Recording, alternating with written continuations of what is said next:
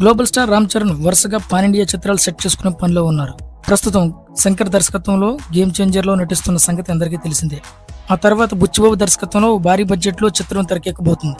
దీనికి సంబంధించిన pre production work కూడా జరుగుతుంది. ఈ మూవీలో రామ్ చరణ్ తన నట విశ్వరూపాన్ని ప్రదర్శించేందుకు రెడీ అవుతున్నట్లు. ఇది ఇలా ఉండగా రామ్ చరణ్ తదుపరి చిత్రానికి సంబంధించి ఇంట్రెస్టింగ్ డెవలప్మెంట్ జరిగింది.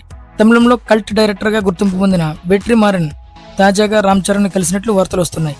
వెట్రిమారన్ తమిళంలో అసురన్, వాడై, చెన్నై లాంటి అద్భుతమైన చిత్రాలు తెరకెక్కించారు. విమర్శకుల ప్రశంసలు అందుకున్నారు.